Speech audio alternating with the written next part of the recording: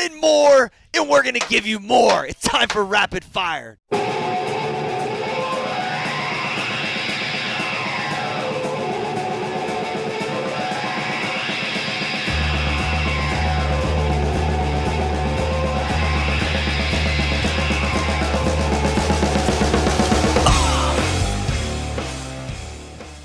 Jeremy, tell them what we do here. All right, Rapid Fire, you know the program. We give you a little bit of sports, a little bit of news, a little bit of business. The guys get a chance to riff on some current headlines.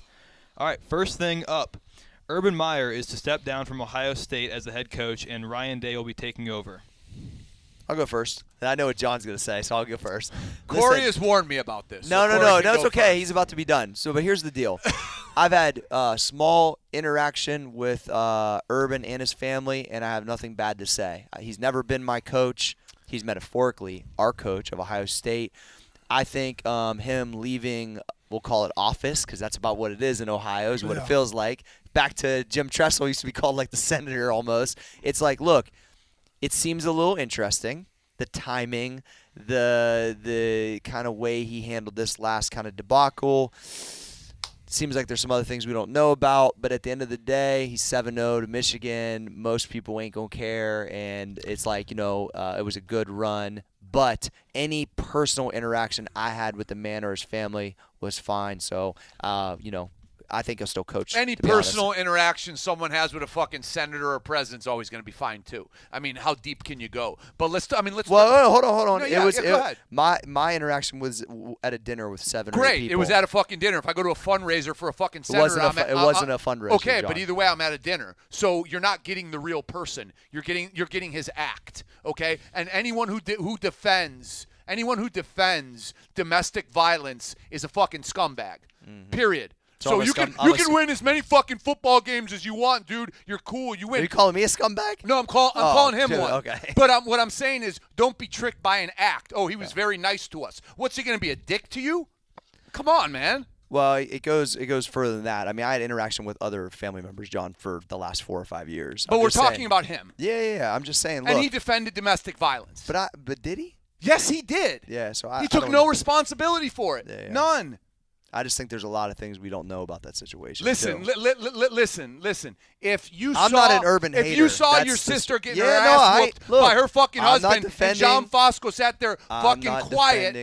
No, you are defending it. Oh, that's bullshit, John. Whatever. Next. President Trump closes markets and government agencies on December 5th in response to the death of George H.W. Bush. Yeah, dude, I haven't seen this done for other presidents. I think George Bush, especially looking at him through today's lens, was a respectful man. I think he operated honorably. Was he Abraham Lincoln? No. Do we shut down the markets and this and that and our whole government system when other people die? No. I don't have a major problem with it, but it sets a precedent that, like, who is worth shutting down the government for, right? So who's the next noble person that we stop the system for? So I'm all about, hey, honor the man, absolutely. But do we really shut down kind of like the bedrock of our society for a mourning period? I don't know. I think if it's like a thing, meaning like that's a protocol for all presidents when they pass away, not maybe a reoccurring yearly thing, which we weren't sure about if that's what this is, right? Correct. So we don't know if this happens every year on this date. If, look, there's one president every decade essentially, or, every 4 or 8 years. And there's only a few of them that are alive. I don't have a problem with this if it's like, every time a president dies, you kind of show respect like that. But reoccurring, I don't know about it. I don't know. What do you think, Mo? I don't have an opinion on it. I didn't even know it was a thing. I have no opinion on it. Yep. Next. Woman sues Miami jail after medical unit staffers suspected she was a man and placed her in an all-male holding cell. Oh, wow. After the arresting officer listed her as a woman, she was then strip searched, still a woman, and then she goes to the medical unit because she has high blood pressure, and they noticed that she was on hormone medication. Upon seeing this, even though she denied being transgender, they said, "You're a man," and sent her down. What the fuck? Yeah. I don't even know how to comment on that. I don't know how to. John, Let's can go you pivot on that next let's question? go next. on Yeah. that. Yeah. I mean, there's a lot there, or a little. I don't know. What the fuck? Green Bay Packers interim head coach Joe Philbin has fired the linebackers coach Winston Moss after a controversial leadership tweet. The tweet reads, "Ponder this: what championship teams have our great leadership? Period. It's not the offensive guru trend. It's not the safe trend. Find somebody that is going to hold number 12 and everybody in this building to the Lombardi standard. Period. Hashtag losing sucks." Go ahead. I'll go after you. I love it, and this is where you need to look at the head coach, and we've talked about head coaches in here because what he said is true. And number 12 is Aaron Rodgers, and the Green Bay Packers are going nowhere this year, and they shouldn't be going nowhere because as a Bears fan, I know fucking very well that dude can beat anybody. Aaron Rodgers is a vicious weapon in this league, and I think when you speak truth, sure, could he have had that conversation behind closed door with the coach? Yeah, but I think sometimes when you are an organization like the Packers that should be going to the playoffs, public call-outs check everybody, right? It makes everybody accountable. And yes, you are not the head coach, but sometimes putting it out there in an indirect way, and I know the head coach interpreted it personally, obviously, because he fired him, sometimes it puts accountability on people. So I love it, and I want to say one thing. I was not saying Corey was defending domestic violence. Thank you, John. I really wasn't. yeah, that came out wrong. I think Urban was. Yeah. Yeah. I'm Not- okay not- with not I'm you. okay with us having Not you. a difference Not- of opinion. Not you. Yeah. Thank you for Yeah. saying that. Yeah. Go ahead, Mo. Yeah, I got a few opinions on the old Packers situation. I think that I understand they're in the business, but after what his name Mike McCarthy had took him to the Super Bowl, won the Super Bowl, had took him to the playoffs 9 of 12 years. Yep. I think it's really disrespectful when you know you're not going to the playoffs. You know you're not going to say, hey, we got a month left. Fuck you, get the fuck out of here. I agree with that. And just to fire you right after the game. It's my personal opinion. Just how I see it, and I think this new guy, or I think the coach who said what he said is absolutely correct. You pay Aaron Rodgers a shit ton of money, right? And I'm not saying he's not worth it, but he knows that paying one person a shit ton of money limits them having the ability to go get other players, right? And if I've given you a bunch of money and you're the reason that we're limiting other players, I got to hold you very accountable because you're a large part as to why the team is in the condition that it is from a financial standpoint. We would have more help if we didn't pay you $20 million a year. You know what I'm saying? And so could the guy who's the new interim head coach grow some nuts and say, okay, he did call me out and get up and grow over it? But that's a large part of what it is. And so you have these bitch-ass coaches who they'll get next to a superstar, probably could have been Mike McCarthy and Aaron Rodgers, and they'll suck their dick because they want to have a good relationship. And they don't really want to say, hey, John, get your ass out here and perform. We still friends. But that's why I love Nick Saban. Nick Saban has very high-profile superstars, right? Fuck you. Go perform. Bill Belichick, Tom Brady, hey, motherfucker, fuck you, go perform. We pay you a lot of money to do so. And Tom Brady is kind of like an Aaron Rodgers situation. They don't have superstars, you know what I'm saying? Nope. But a lot is expected from him. But what happens is Belichick holds dude accountable. Yes. Everybody know who's in charge in New England. You know what I'm saying? And you can't, like John always said, the inmates can't run the asylum. You can't have, from a social standpoint or from a team standpoint, the head coach and the quarterback can never be on the same level. There has to be a chain of command. There has to be, hey, he may have a lot of influence socially through this town. LeBron syndrome, It's the LeBron. LeBron needs a coach. Jordan needed a coach. And some of the greatest people, I just thought about Wayne Gretzky, Mario Lemieux. I'm just talking about just great people.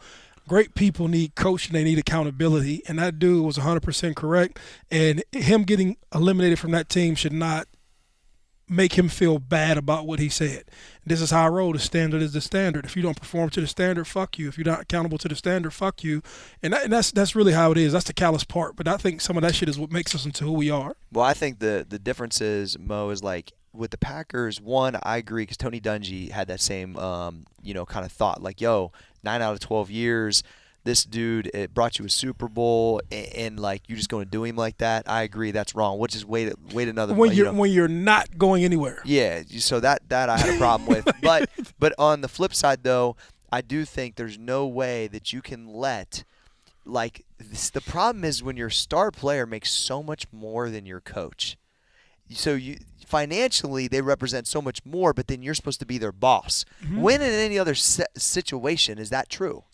You know what I mean, John? Where else is there's a respect factor though, bro? Yeah, and you have to command it, which Belichick does. Bro, but what other job? Oh, actually, well, maybe in a sales job, maybe correct. it happens, but Yeah, it's still sales very. managers make way less than the stud salespeople. Yeah, but that's just a weird. But you have to command respect. In if you're the the boss. sporting context, bro.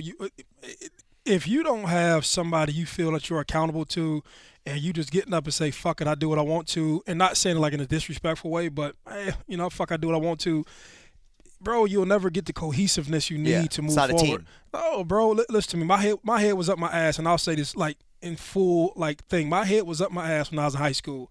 My high school coach cut me because I thought I was the head coach because I was basically performing. I told him what I was going to do. I ended up doing what I thought I wanted to do. He released me from the fucking team. When I came back, this motherfucker was in charge. Had I not put myself in a position to be coached by him, I would have never been as good as I was, bro. It don't matter how many stats you got, how many fans you got. Bro, coaches see shit that you can't see. They put you in positions to win, and they coach you. People have to be fucking coachable, bro. And that's like, so the linebacker coach would have never said that shit if he's never seen something in the locker room, if he never seen like John chumping the fucking guy out, you know what I'm saying? Like, or me just back talking or something like that. He would have never said that, bro. And that speaks to the culture of it. And you really need more guys like that who are saying, hey, man, we have a fucking standard to perform to. Hell yeah, bro. Yeah, I just hate disrespectful motherfuckers, right? I just hate them.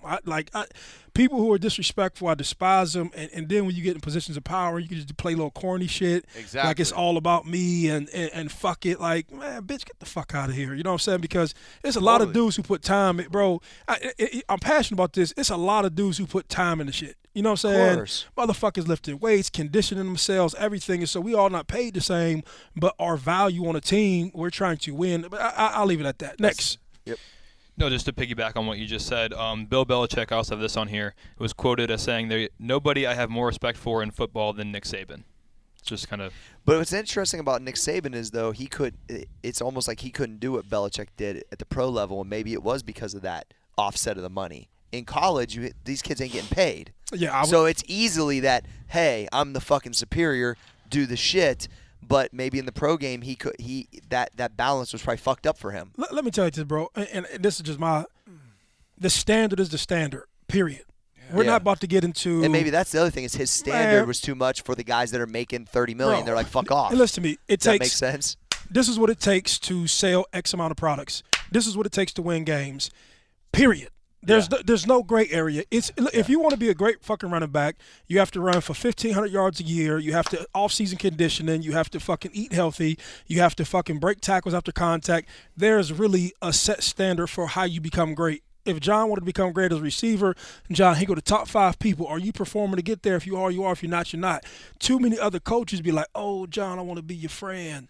It's just like business. These guys, you walk into New England, you walk into Alabama, it's my way or the fucking highway. If you don't understand that from day one, get the fuck out. I'll replace you. I'll have 4 running backs. I'll have 7 wide receivers. I don't care about your stats. If you cry about your fucking stats like Odell Beckham when we win, you're fucking out. You're all replaceable because everyone wants your position. So these guys both operate and run a team like a CEO, like a good fucking CEO. Everyone's replaceable. Everyone. And if you don't buy into my system because I'm the boss, until I'm not the boss, you're following my system. See, but that's John, it. Here's the great part, John.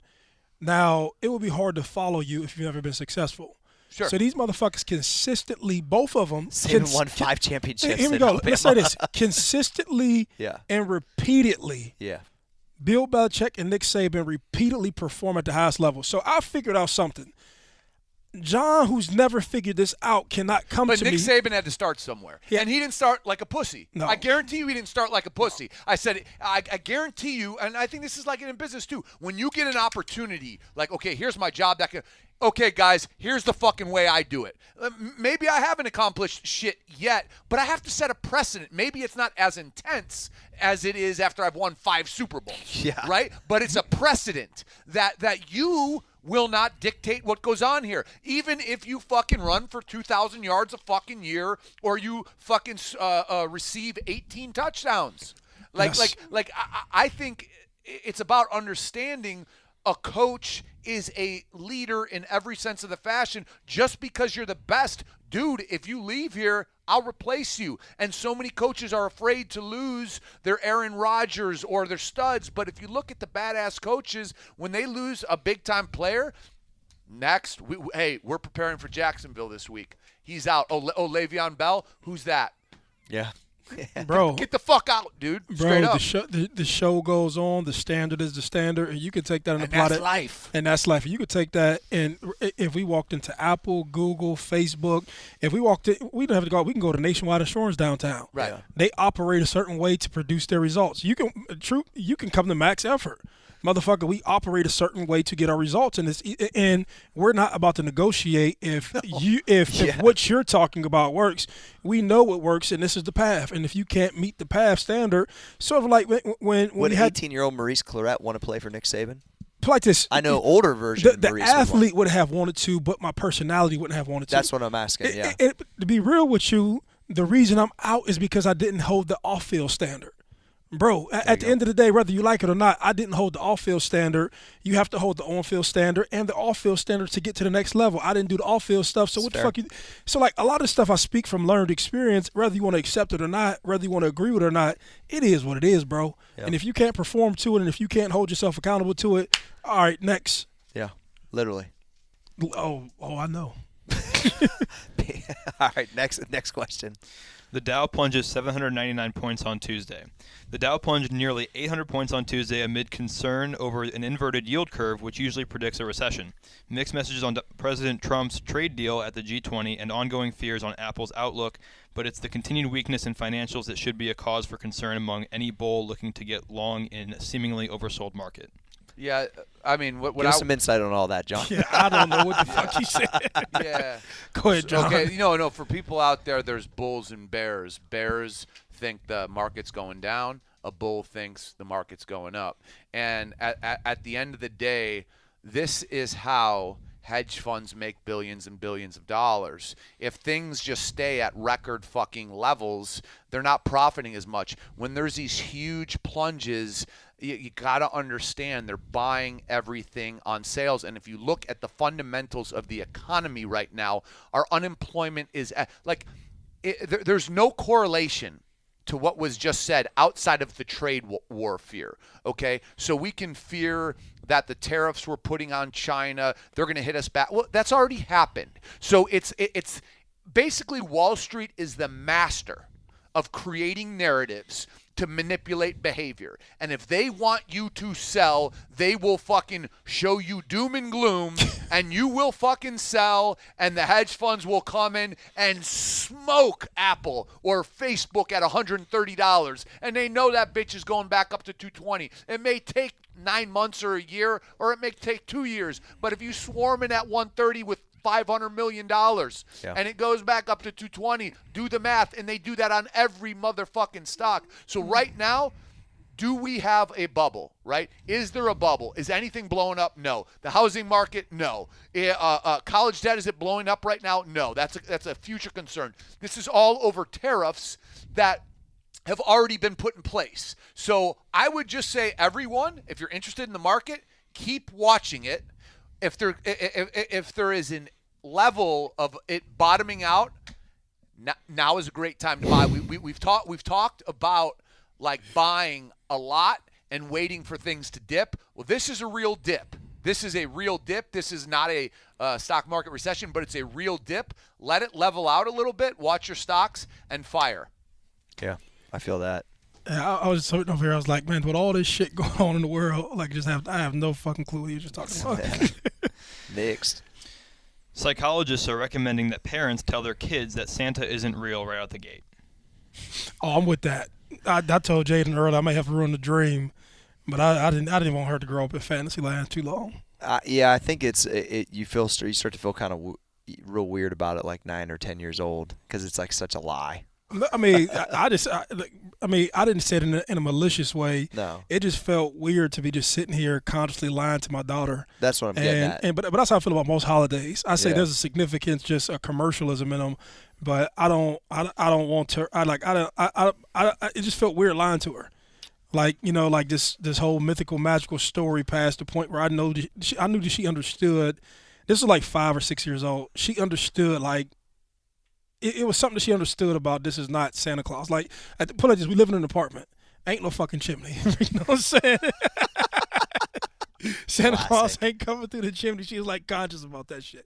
I have a different take. I can tell you this, that just being a kid and being told that, I think it sparks creativity, because I remember like the most amazing thoughts of how he's going to Sure. come in and when he's going to get the cook. Now, obviously, this is when I was, I don't know, 5 years 15? old, 6 years old. No, not 15.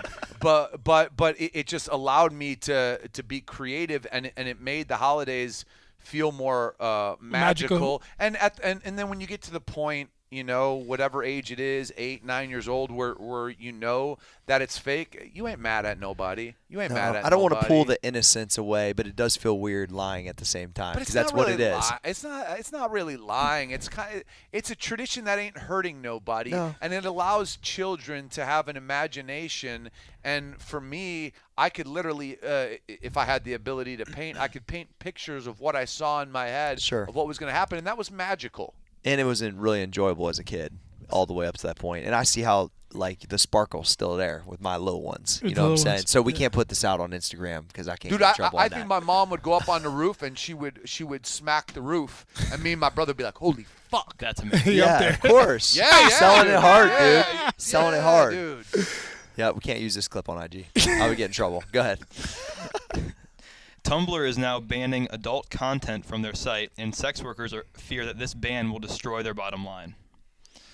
So it's like those webcam girls that like use it to promote their paid sites. They're all freaking out because they're not going to be able to post. Is Tumblr relevant still? Apparently.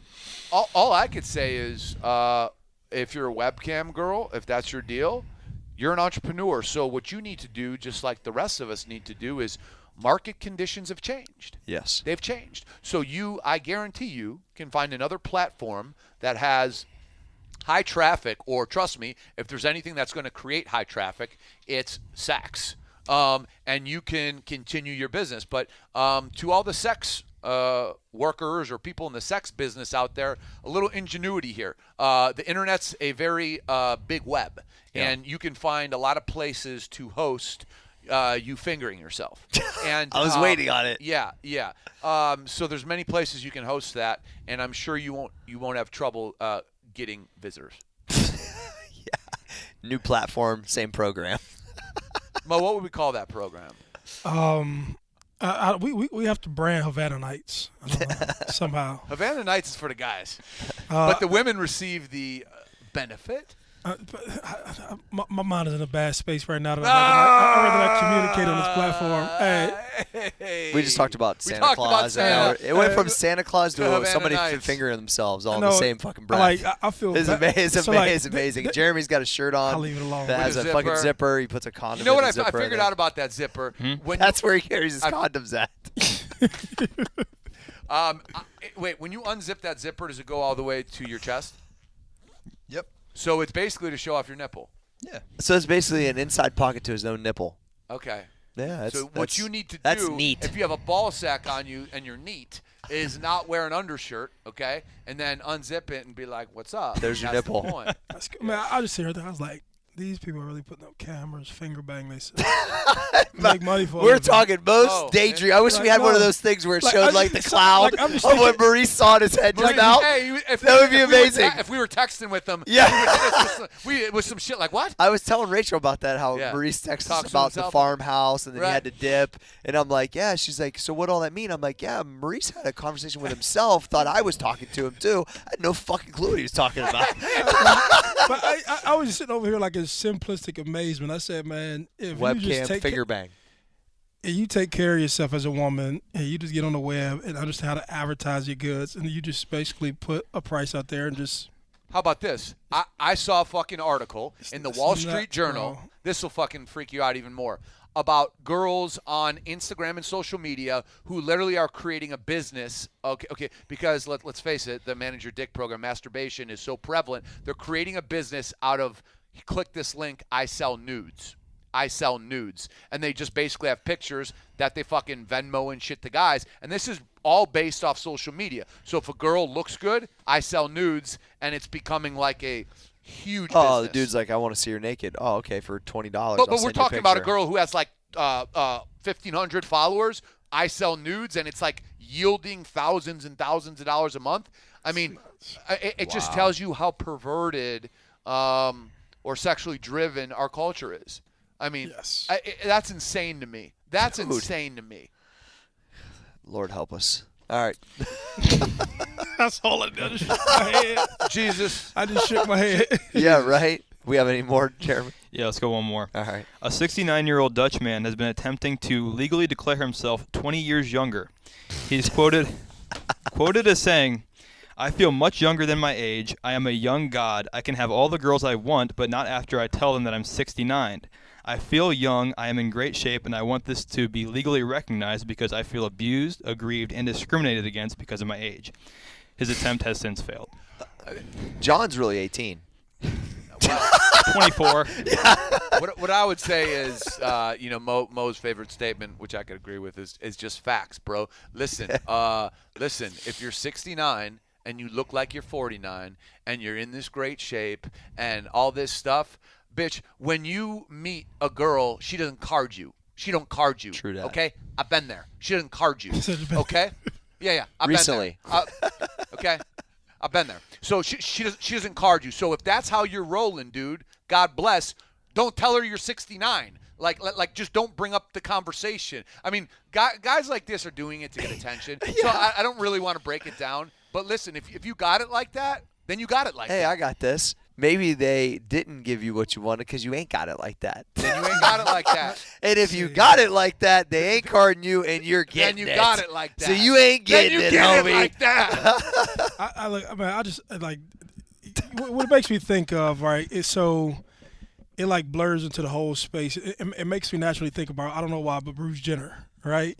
Oh, And- Jesus Christ. Talk bro. about blurred to space. Yes, like but it made me think like, it gets into this space where like, well, if What's his name? What's Bruce's transgenders- name? My brain still hurts about What is that his whole name? thing. He was Caitlin. the best. Caitlin. I don't know. Caitlin. Caitlin was Caitlin. the best male athlete on the planet at one time of his life. Literally, the decathlete, right? Yes. It's supposed to back in the day. Can we call Caitlin an it? I don't. I don't know what. Not I don't PC. think. Not I don't. But I don't think. but- Okay, all right. I don't think he ever got it cut off. Honest question.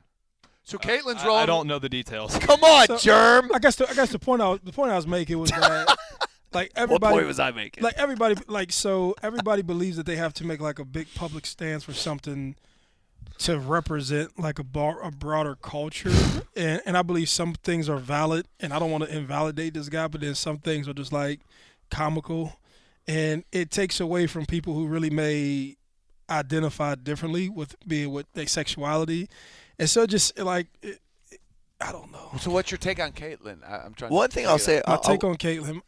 Good. I just so and this comes from the deepest part of my heart. I think a lot of that stuff is influenced by a lot of those cameras in their face. I agree. They come from so John, if you want to be a woman, so just Please use Jeremy as an example. So I think I don't think you'd be John's that the good looking, perfect- John. I think Sorry. John's the perfect example. like this is what I'm saying, right? So like if you want to be something, you don't have to announce to the world. You know what I'm saying? Like if I want to be gay, I don't have to like make this like big grandiose like display that I would rather be a woman, and then it comes off like You just get your dick cut off and they dig out a. like so if you want to have sex with the same sex person, and that's how you feel, like There's a way to do that. just do it, bro. Right. You know what I'm saying? Nike. When you just like, but when you get like the photo spreads, you go on a promo run, and you do all this other stuff, it just makes it like artificial. It makes it very artificial, and it makes it fake, and it makes people who are probably really like that and really identify. That's true. It just takes it away. It takes the steam out of it, bro. That's what I was gonna say. Is like I would feel if that was really how Caitlyn or Bruce felt, and we're seeing the true thing now, like that would. You would feel like a prisoner in something that you're not. I wouldn't wish that on nobody. If that's the true Correct. way they were born, right, John? Yeah, you know what I mean? Like I would shouldn't have never called wish that her- on anybody. Her and it Yeah. or him. Yeah, I would just so. But if that's the truth, then I'm cool with it. But with all the fucking cameras, Mo, and the commercialization, I agree. So with let me you. here's to go. It's hard to see if you really get. We the truth. have our office down here. hard to see. Our executive director is a lesbian, right? Her girlfriend, she has a girlfriend with her, and we probably have like 5 or 6 people in the office, right, who are lesbians or gay. We even have a transgender person in Youngstown. These people ain't advertising this. They ain't coming off like I'm pushing my sexuality. And Did you hire the transgender person? No, they hired up in Youngstown. Oh. Yes, right. But did you interview? I didn't know it was a transgender until I walked in. And it was like, yo, we want you to know something that she used to be a woman, but now she's a man, or however that works. What's his name? His name is Lee. So Okay. So like nobody's push like after being around them, they don't push and sell and try to make this a thing. You know what I'm saying? Well, because you know why? Because why would you want to like? It's so hard to be outward about those type of things. No one's asking for that on themselves because it's already so difficult. Bro, you know what I'm saying? Like that's what I always thought. Like you probably didn't really choose. Like, but that's why the Caitlyn Jenner thing's a little weird for me because but I can separate it now, right? So after hearing how a lot of people think, a lot of America jumps automatically to the sexual component. They jump into the I love. So we're talking about gay people. I love this person. Yeah. The sexual like so when I think about something like if I think about a man being gay to another man, my American mind naturally jumps into the Anal sex. You jump into anal sex. John, What? I'm trying. Hey. And there's no coming back from that, everybody. No, so Where'd your American mind go, Maurice? So here we go. So to the listener, right? So that's where you go, man. Crawling back. No, it's like have you ever gone to the bathroom? Crawling back to the point. And it hurts. No, so for the most part. All right, let me clear this up, right? So that's where it looks. I'm trying to do justice because But You're fucking everybody. It's all fucked up right now. listen to me. No, it's not fucked up, right? But here we go. So when you naturally think about it, most people in America, even when you come up, everybody knows you would play, you would crack jokes, you do all that stuff, and that's where your mind goes. But after sitting down and talking to these people, because I had just as I had a race discussion, I have discussions with them on like how does homosexuality start? You know what I'm saying? And having an open conversation was like I just always knew I was attracted to women, but it wasn't like I want to sexually devour another woman. It was just I'm attracted to women. Right, we don't make that choice. No, bro. It's so like after I heard it from that, I said, "Damn, Reese." I was saying to myself like, my mind was never open to the thought that it was something more than just sex. We just all automatically jumped to the sexual situation, and so then after seeing more people in the office and then looking at it through, I just love this person. Yeah. That's where that comes from. But the sexual part is something that like America grew up not liking it. You know what I'm saying?